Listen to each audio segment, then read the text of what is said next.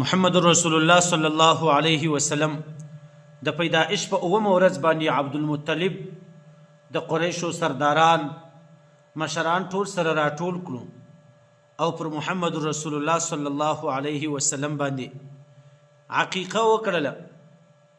پدې کې د قریشو ټول سرداران را جمع کړي دي او دې ته ډوډۍ وکړه. تر ډوډۍ وروسته بیا پر محمد رسول الله صلی الله علیه وسلم باندې نوم کښېښوی. د محمد نوم قریش حیران سو، ورته وایي چې ای عبدالمطلبه ستا په پلرو او په نیکهګانو کې خو د محمد په نامه باندې یو څوک هم نه دی تېر سوی، تا پر دې ماشوم باندې څنګه نوم کښېښوی؟ عبدالمطلب ورته وایي ما چې پر دې ماشوم باندې د محمد نوم کښېښوی هغه په دې خاطر باندې چې د دې ماشوم ستاینه الله تعالی په اسمانو کې وکړله او د الله تعالی مخلوقاتو په مځکه کې د ستاینه وکړل. د دې ماشوم پیدائش د عامو ماشومانو غوندې نه و. د دې ماشوم په پیدائش باندې په ټوله دنیا کې تبدیلي رااله. د دې ماشوم په پیدائش باندې هغه جهالت ختم سو.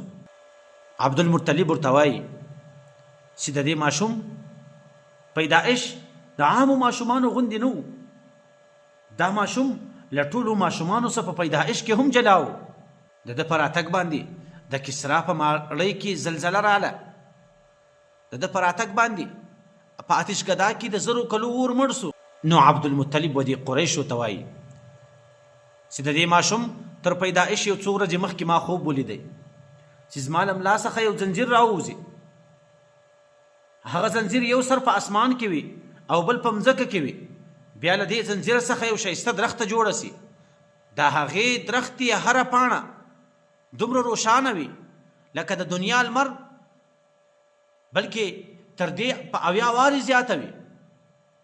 د یوې پاڼې رڼا یې د دنیا تر لمر 80 وارې زیاته ده او له هر طرفه څخه له مشرق او مغرب، شمال او جنوب، له هر طرفه څخه خلک را روان دي و دې درختې ته ځان را رسوي او په دې درخته پسې لاس نیسي.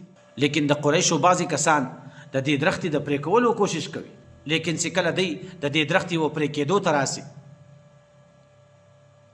د دې و مخې ته یو ښایسته ځوان ودرېږي، هغه یې له پرې کېدو څخه منع کوي چې و دې درختې ته تاوان نه ورسوي.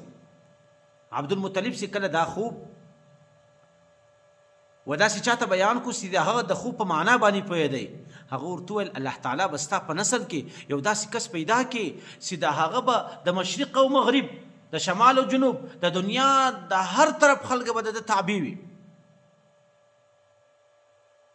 نن الله تعالی 1400 کاله بعد هم داسې کسان د ده په امت کې پیدا کړي دي چې هغه د ده په نوم باندې د سر قرباني ورکوي.